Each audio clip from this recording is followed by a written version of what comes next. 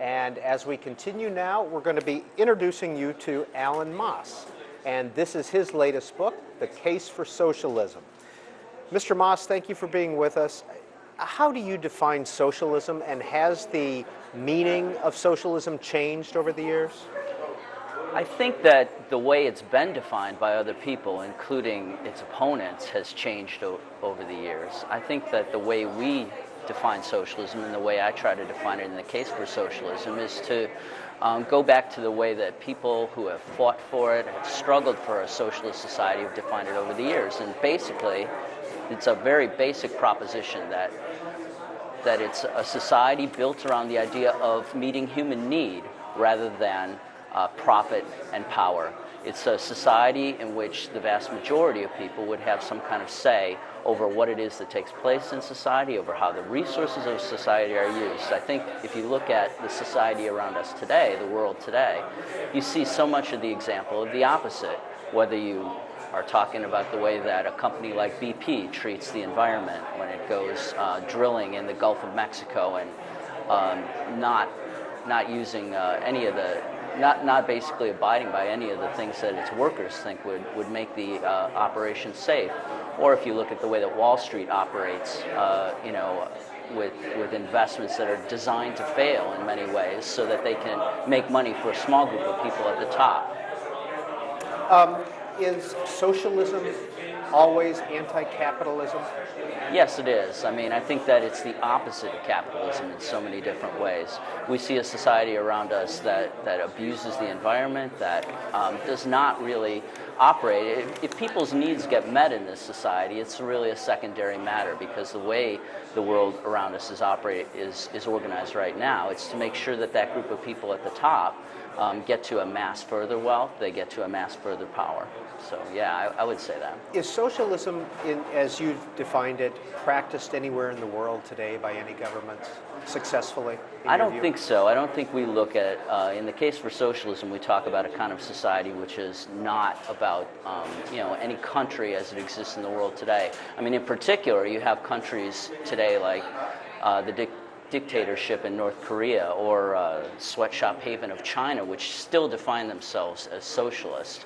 I mean, these are countries which operate in a completely top-down way and in a completely politically repressive way, which is precisely the opposite of what socialists have fought for over many, many years.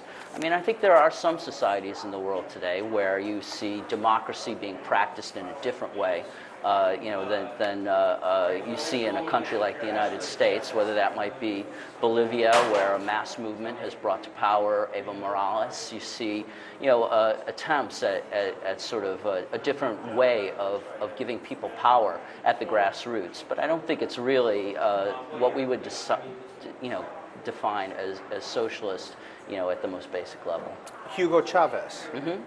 Right. I mean, I think that Hugo Chavez has done a number of things and talked in a number of ways about how we need a 21st century socialism. And I think that's positive, because what he means by that is the idea of giving more power to people at the grassroots, of giving people power in the workplace when, the employers who own factories have fled the country, right? He suggests that workers ought to be able to reopen those factories and run them on their own basis. It's also true, though, that Hugo Chavez isn't really accountable fundamentally to sort of grassroots democracy as we would envision it in a socialist society.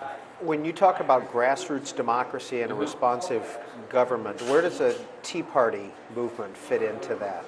I think the Tea Party movement is the opposite in so many ways of what we're talking about, because there's a sort of media myth built up around the Tea Party right now that what it is a sort of grassroots insurgency, people speaking up from the bottom of society. When you look at the structures that have been built around it, the people who are promoting Sarah Palin as the mouthpiece of the Tea Party movement, these are people who are operatives in the Republican Party machine for many, many years. These are people who have a stake in the political system existing just as it always has for many, many years. So I think there's a lot of myth-making that's been done about the Tea Party movement, and really has nothing to do with the idea of grassroots democracy as we understand it, which we see and we would look to in struggles like the upsurge of protests against the anti-immigrant law in Arizona right now, SB 1070.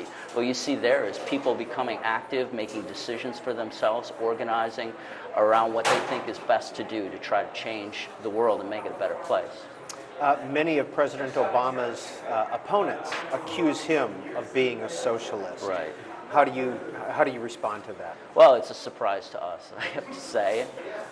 President Obama hasn't been to any of the meetings that I have.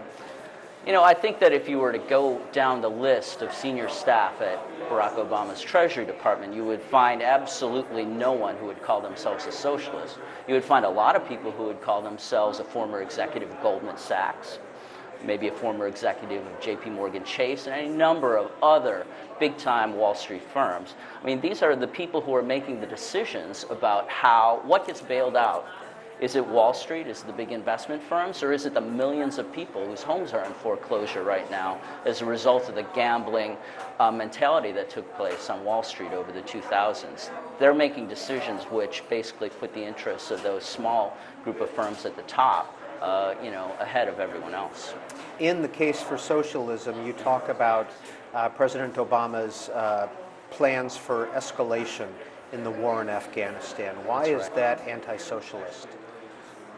Because I think that we see a world that's been divided up and people pitted against each other in fundamental ways that just are not just and don't give any sense of self-determination to the people around the world. I think if you look at the reasons that the United States is in the Middle East today, and it's most obvious in the case of Iraq, but I think it certainly applies to Afghanistan as well, it doesn't have anything to do with making the world safe, doesn't have anything to do with making the world more democratic, or liberating women was another one of the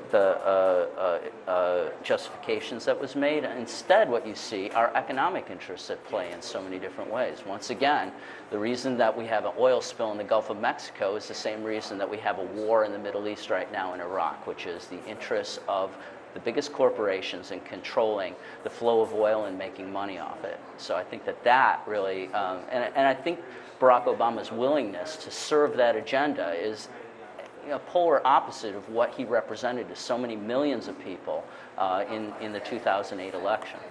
And so, did you vote for Barack Obama in 2008? No, I didn't. I voted for Ralph Nader as many times as I could. I'll vote for him again if I get the chance. Why are you a socialist? I want to see a world in which so many of the problems that we see, so many of the social problems, economic problems that people face get solved, that we do something about that. I think that the thing that inspires me the most about this world, with all of the crises that we see around it, is the willingness of ordinary people to take a stand and do something to change that world.